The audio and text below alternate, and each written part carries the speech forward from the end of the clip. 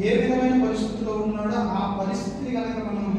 మన కళ్ళతో మనం చూడగలిగితే, ఊహించుకొని మన కళ్ళతో మనం చూడగలిగితే, అప్పుడు ఆ దొంగ ఆ పరిస్థితిలో ఉన్న ఆయన్ని చూస్తూ ఏమంటున్నాడంటే, ఈయన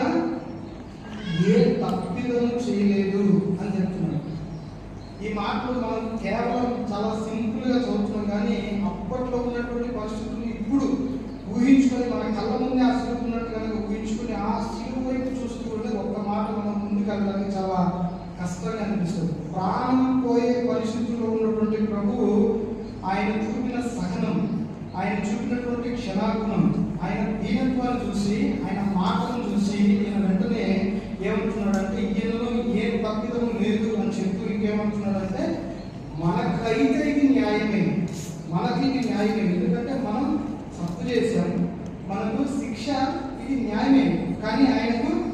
న్యాయం కాదు అని చెప్పి ఏమంటున్నాడంటే, యేసు